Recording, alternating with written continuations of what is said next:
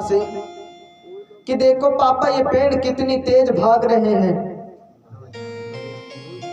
आज इस बेटे की इस बात को सुनकर उसके बाप ने उसकी तरफ देखकर मुस्कुरा दिया और फिर चुप बैठ गए। थोड़ी देर बच्चा खिड़की तरफ देखता रहता है और थोड़ी देर के बाद फिर देखता है और कहता है देखो पापा बादल हमारे साथ साथ में भाग रहे हैं। आज उसके बाप ने उसके बात को अपने बेटे की बात को सुना, पुनः उसकी तरफ देख करके हंस दिया और फिर शांत बैठ गए।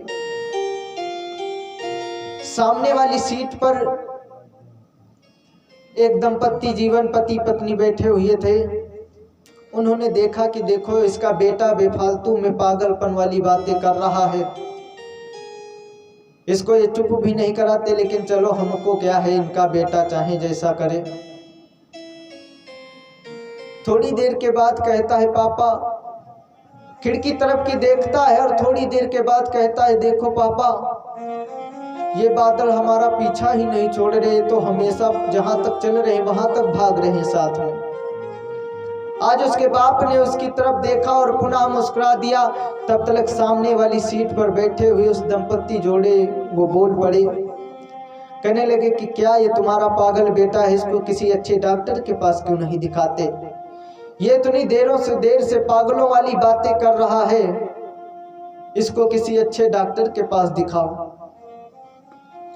उसके पिता ने मुस्कुराते हुए जवाब दिया कि मैं इसे डॉक्टर के पास से हिला रहा हूं। उन्होंने जवाब दिया कि मैं इसे डॉक्टर के पास से हिला रहा हूं और ये मेरा बेटा कोई पागल नहीं है,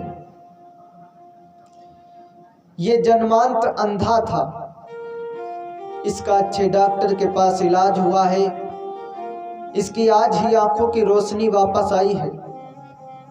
तो इसने अभी दुनिया नहीं देखी, इसको अभी इस दुनिया के बारे में ज्ञान नहीं मिला, तो इसको ये नहीं पता है कि ट्रेन भाग रही है या पेड़ भाग रहे हैं।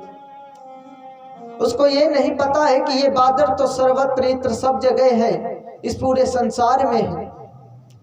उसको ज्ञान कम है, बोध कम है। आज उस दंपत्ति जीवन जोड़े ने जब ये बात सुनी कि वो जन्मांत अंधा था, तो वो अपने किए पर बहुत शर्मिंदा हुए। इसीलिए कहते हैं कि संसार में कोई भी कार्य करो, कुछ भी करो, बिना सोचे विचारे कुछ भी मत करो। एक बार, क्योंकि आजकल की युवा पीढ़ी तो अब ज्यादातर मोबाइल में बिजी रहती है। पहले का था कि बच्चे उनके अपने बड़े बूढ़ों के पास बैठते थे, उनसे ज्ञान की बातें लेते थे। और आज क्या है, आज के सारे बच्चे सबके पास फोन है। अपने बड़े बुजुर्गों के पास बैठने के बजाय, उनसे ज्ञान लेने के बजाय मोबाइल में 24 घंटा बिजी रहते हैं। और इसीलिए उनका ज्ञान कम है, आजकल बोध कम है, क्योंकि आजकल मोबाइल में ज़्यादा युवा दंपत्ति बिजी है और कोई भी अपने बड़े बुजुर्गों के पास नहीं बैठा। बहुत ज़्यादा बैठता है तो दोस्तों के पास अपने, और दोस्त उसके कितने बड़े उसी के बराबर के होंगे, तो उसको जितना ज्ञान होगा उतना ही ज्ञान तो वो दूसरे को दे पाएगा। जब किसी बड़े बुजुर्ग के पास बैठे ही नहीं तो ज्ञान हमको फालतू मिला ही नहीं, आगे ज्ञान मिला ही नहीं, उतना ही ज्ञान अधूरा ज्ञान रह गया। लोग कहते हैं हमारा बच्चा बहुत हमारे घर का उजियाला है, अगर हमारे बेटे को कुछ हो जाए तो कहते हैं कि हमारे घर का चिराग चला गया। आप अपने बेटे को किसी बंद कमरे में लाइट ऑफ कर करके किसी बंद कमरे में बैठा दीजिए, देखिए उस कमरे में कितना उजाला होता है, कितनी रोशनी होती है। बेटे को अपने घर का चिराग बनाने के लिए उसे तपाना पड़ता है, बलिदान देना पड़ता है, अपने बच्चे को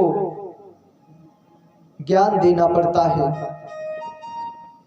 ऐसे ही किसी के बेटा कोई किसी के घर का चिराग नहीं बन जाता। उसे अगर अपने घर का चिराग बनाना है कि वो संसार में, एक कमरे में क्या पूरे संसार में उजियाला कर सके, उसके लिए उसको जैसे दीपक जलता है, दीपक को कितने भी छोटे दीपक को जलाओ, कितने भी अंधेरे में रख दो, वो जहां पर भी उसको रखोगे वहां पर उजाला हो जाएगा। क्योंकि वो तप करती है, पहले अपने आप को बत्ती वो जलाती है, उसके बाद इस संसार में उजाला कर पाती है।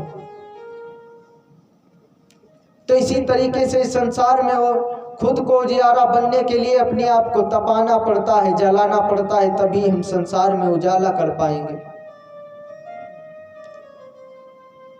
और साथ में जब परमपिता परमात्मा की भक्ति करेंगे तभी हम उस ज्ञान को पा पाएंगे, क्योंकि बिना परमपिता परमात्मा की भक्ति के हमको ज्ञान नहीं मिल सकता।